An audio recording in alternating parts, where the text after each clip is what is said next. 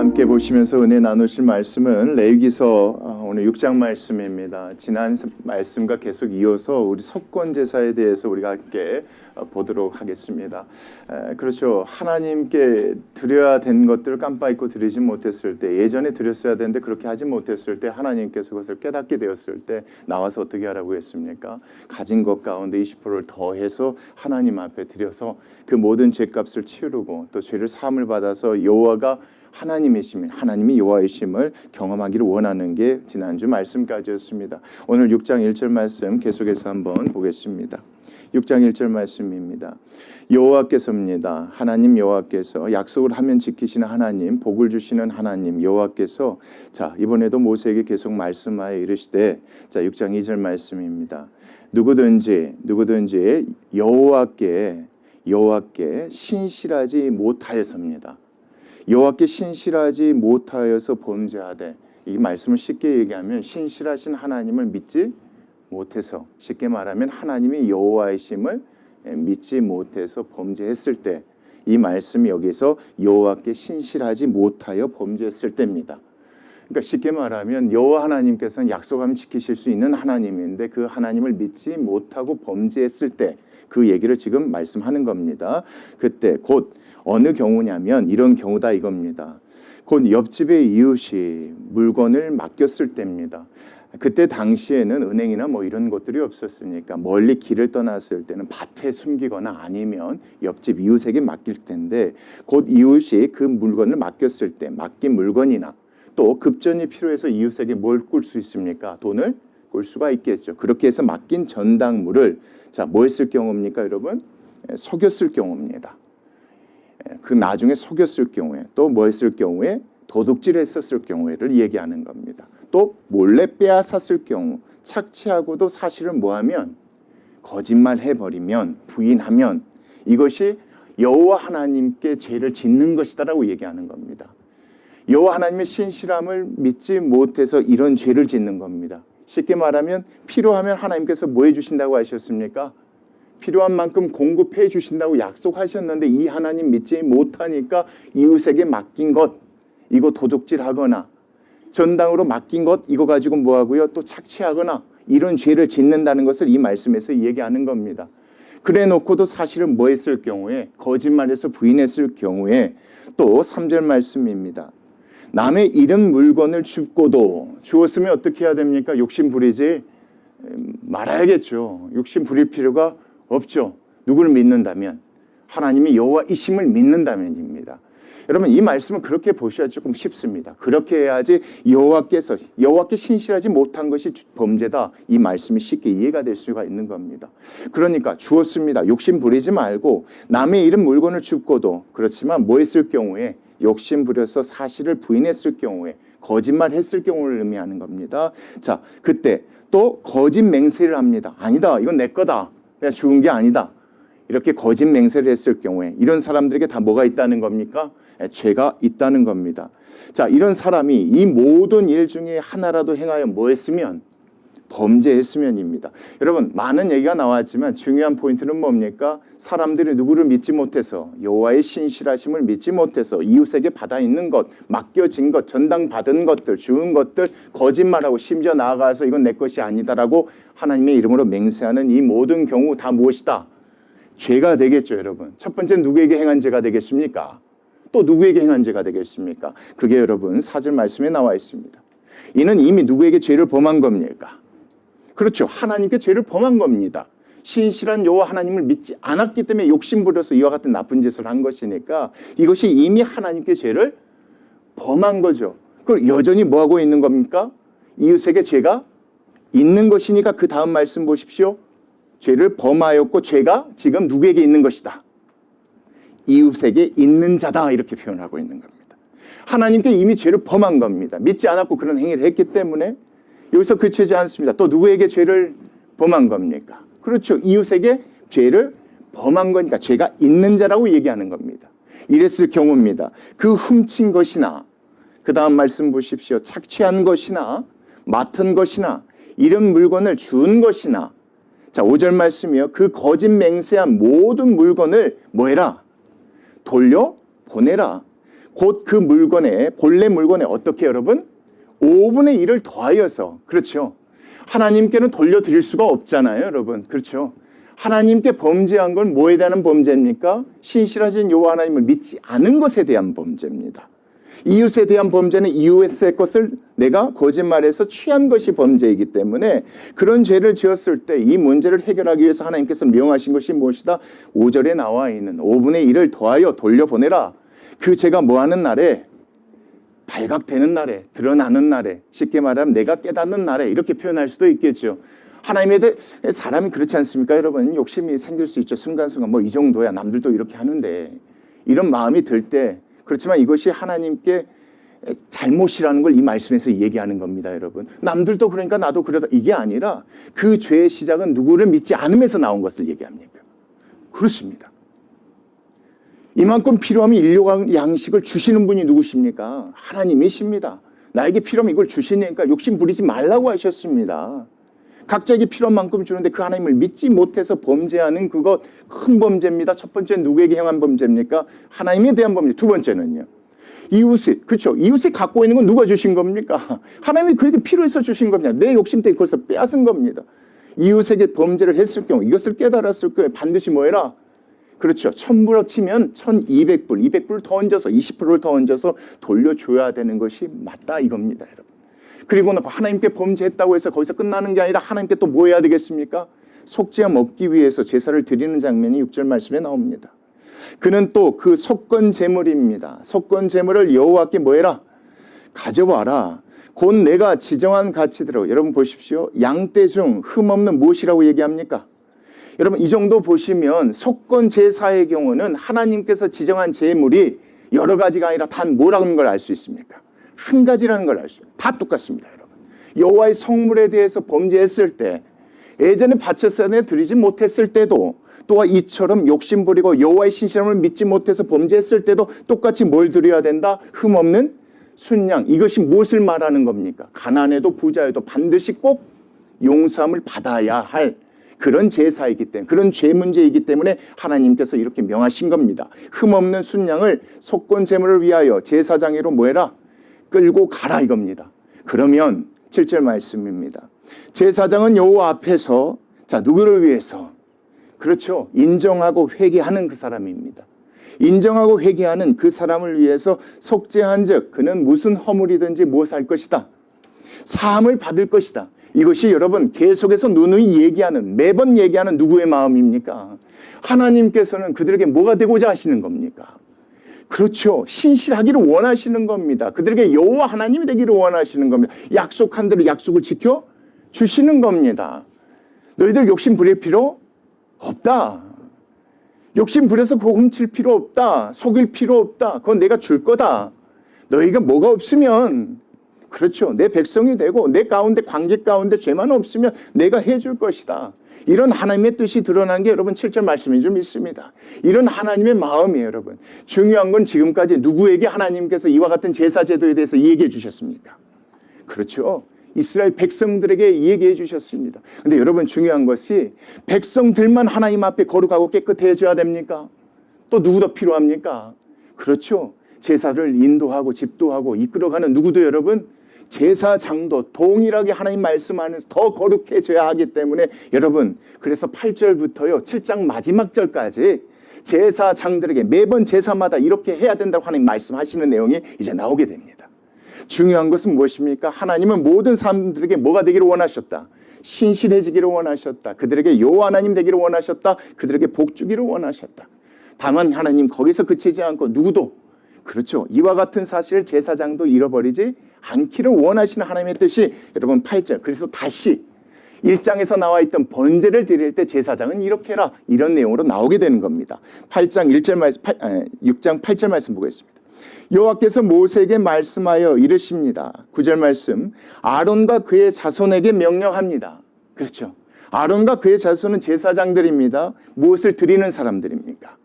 그렇죠. 백성들이 왔을 때 제사를 대신 드려주는 사람입니다. 그의 자손에게 명령하여 이르다. 어떤 제사입니까, 여러분? 그 1장에 나와 있었던 사람들이 죄를 범했을 때 율법 가운데 계명 가운데 나와 있지 않지만 그 가운데 넘어서도 이건 잘못됐다고 생기는 그런 죄를 범했을 때 하나님께 드려지는 제사, 그게 바로 번제였었죠. 이 번제를 드렸을 때, 드릴 때의 규례는 이러하니라. 자, 번제물은 아침까지 제단 위에 있는 어디에 두고 석쇠 위에 두고 제단의 불이 그 위에서 뭐하지 않게, 꺼지지 않게 할 것이다. 이 말씀 보면 여러분, 지금 제사장은 뭐 해야 되는 겁니까? 매번 번제를 위해서 24시간 365일 뭐가 꺼지지 않도록, 불이 꺼지지 않도록. 여러분 당연하겠죠. 이와 같은 것을 통해서 누구든지 하나님께 속죄함을 얻으러 와서 예배할 수 있고 제사를 드릴 수 있도록 하나님께서 말씀하신 거기도 하겠지만, 중요한 건 이 말씀은 누구에게 얘기하는 겁니까? 아론과 그의 제사장들에게 얘기하는 겁니다. 그 불 관리를 통해서 뭐 있지 않기를 원하는 겁니까? 속죄함 하시는 그 하나님, 그렇죠? 그 가운데 너희들도 깨끗하고 정결하기를 원하시는 그런 하나님의 마음이 이 가운데 들어가 있다고 보셔야지 맞는 것 같습니다. 그 관점에서 여러분 10절 11절 말씀도 보십시오. 제사장은 세마포 긴 옷을 입고 세마포 속바지에 하체를 가려라. 예, 이 말씀은 출애굽기 말씀 배웠을 때 우리가 봤습니다. 제단 위에서 불태운 번제에 무엇을 가져다가, 이게 참 중요합니다. 재를 가져다가 제단 곁에 둡니다. 밤새 내내 여러분 불을 피운다고 생각해 보십시오. 거기서 때는 뭐 떨어지는 재가 얼마나 많겠습니까? 이 재를 치우지 않으면 뭐가 계속 탈 수 없습니까? 불이 탈 수가 없겠죠, 여러분.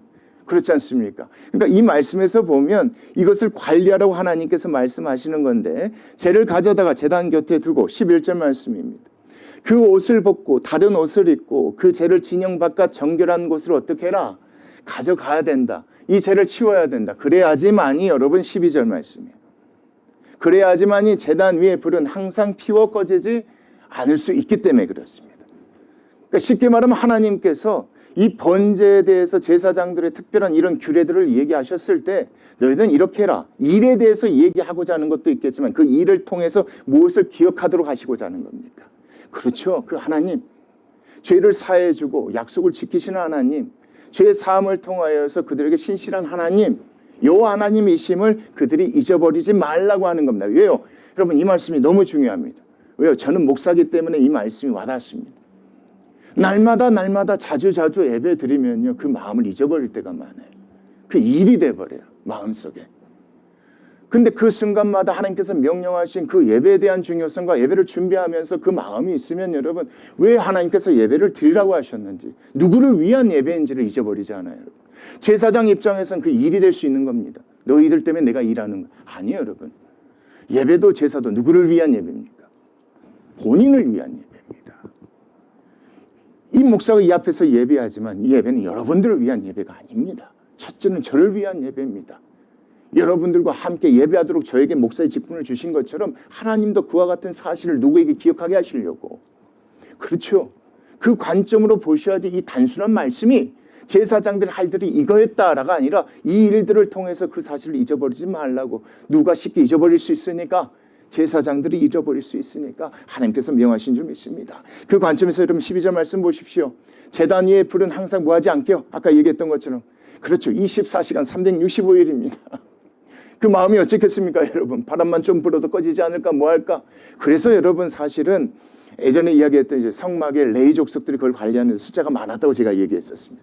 몇 교도 있는지는 잘 모르겠어요. 3교대, 4교는 모르겠지만 중요한 것은 그것을 통하여서, 모함을 통하여서 불을 관리하고 재를 관리하고 이 관리함을 통해서 뭐 잊어버리지 않도록 속죄하시는 그 하나님의 은혜를 잊어버리지 말라고 하나님께서 명하신 것입니다. 근데 중요한 건 그 다음 말씀이에요, 여러분. 그 위에서 태우고 번제물을 그 위에 버려놓고, 여기서 그치지 않습니다. 어떤 기름입니까? 예, 화목 제사에 쓰이는 그 기름입니다. 화목제의 그 기름을 그 위에서 뭐해라?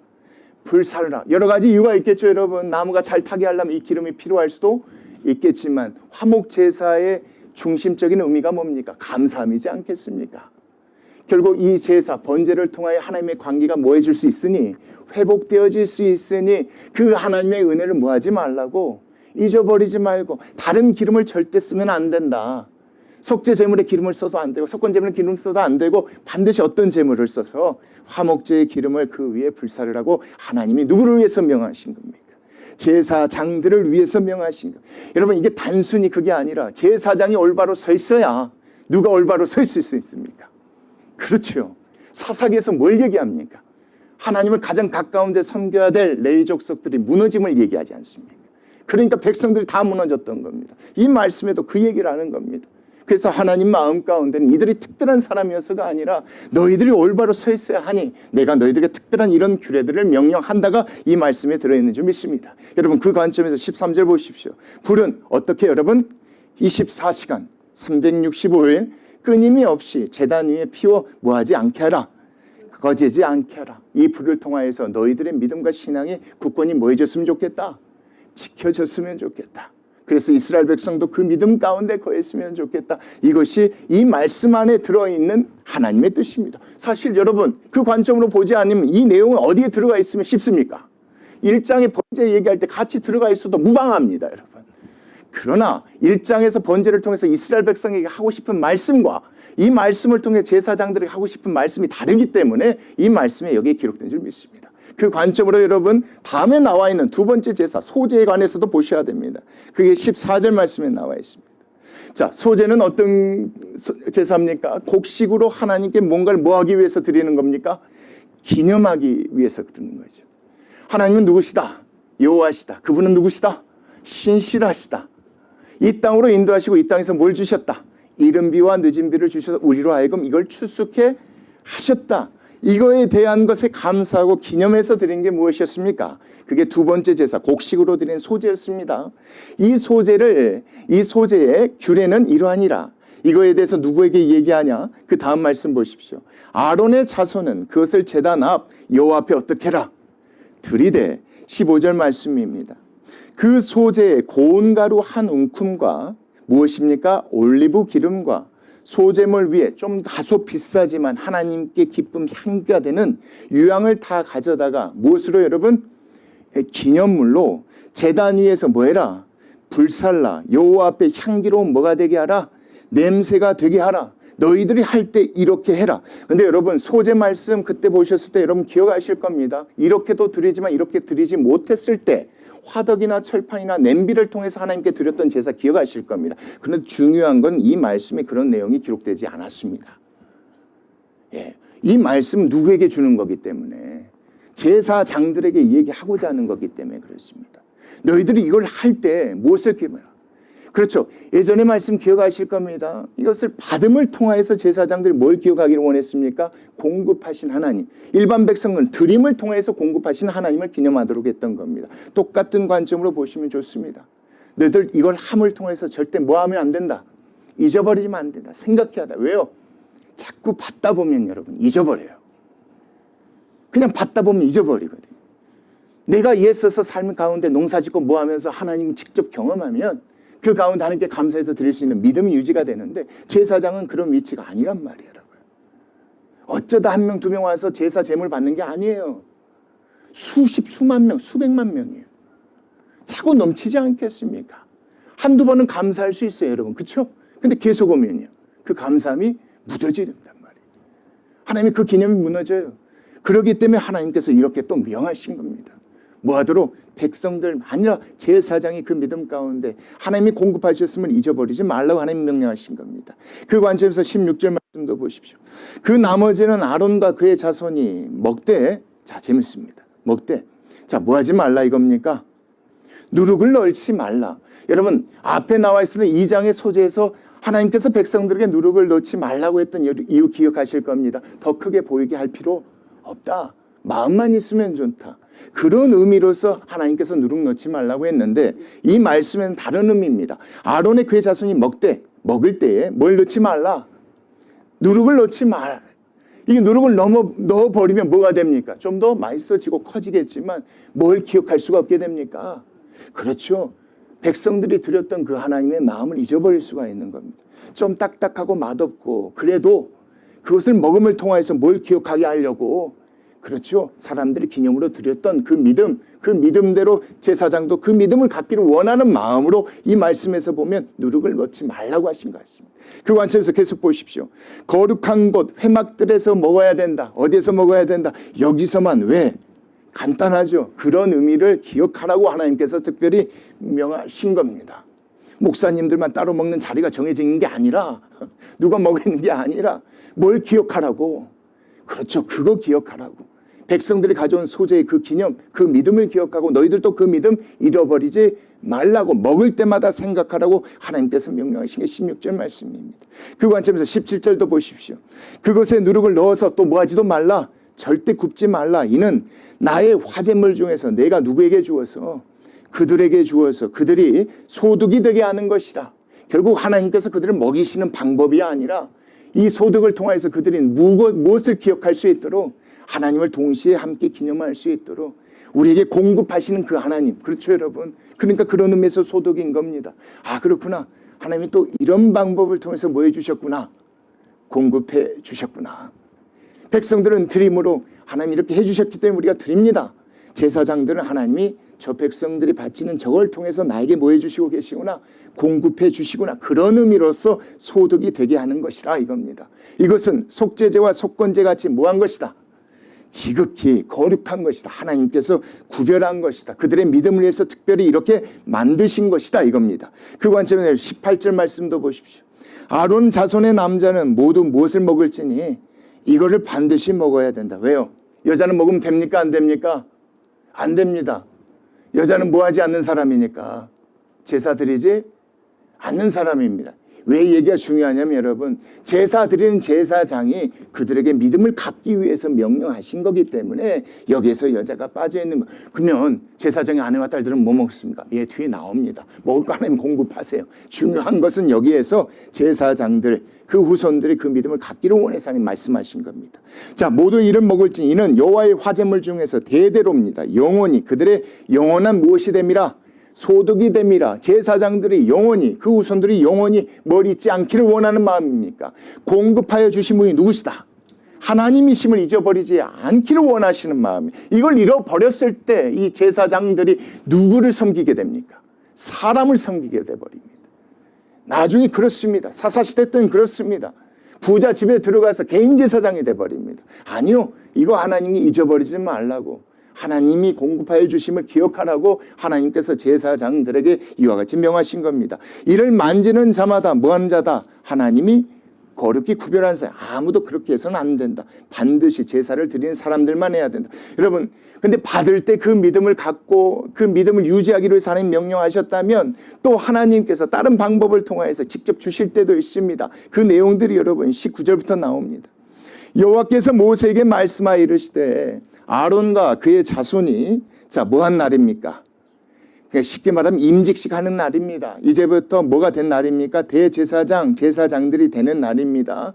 기름 부음을 받는 날에 여호와께 드릴 무엇은, 그렇죠, 뭐 이게 여러분 오해하지 마십시오. 임직식 때 하나님께 드린 예물이 아니라 그때부터 드려야 될 예물 이겁니다.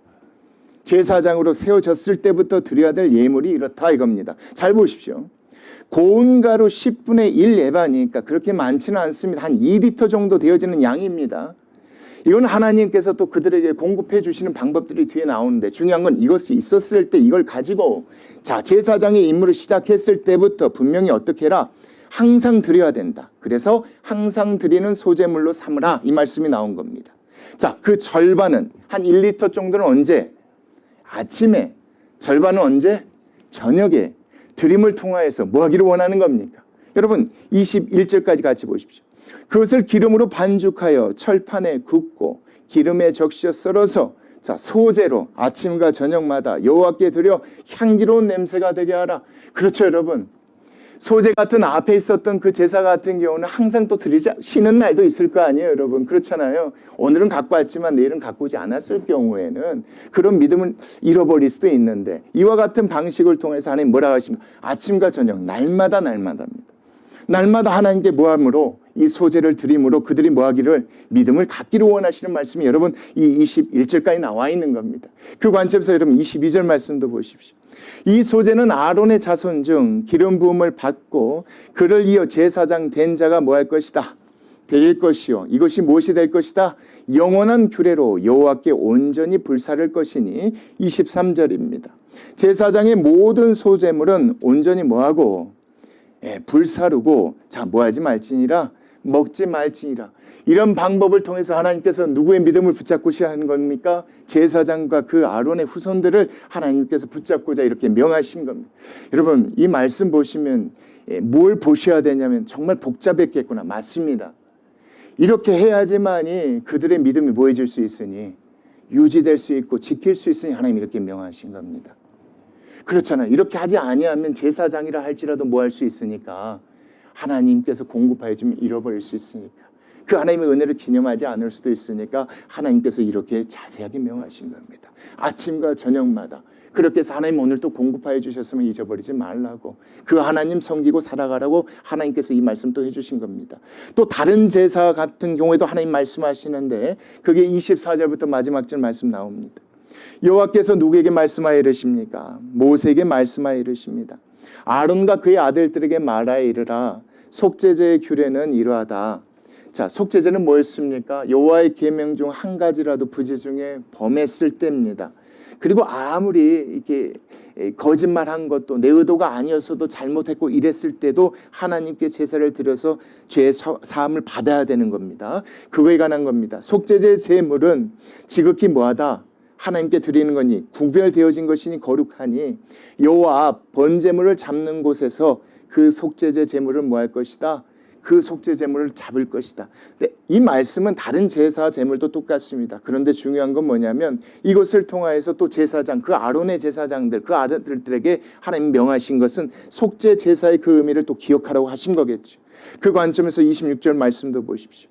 죄를 위하여 제사 드리는 제사장이 그것을 먹되 곧 어디에서 또 먹으라고 하는 겁니까? 회막들 거룩한 곳에서 또 그것을 먹으라고 하는 겁니다. 이 말씀 보면 이것도 똑같습니다. 결국 소제도 그렇게 해야겠지만 이렇게 하나님께 드리는 속죄 제사의 제물도 그렇게 먹음으로 아 그렇구나. 우리가 제사장이지만 절대 부지 중이라도 뭐 하면 안 되겠구나.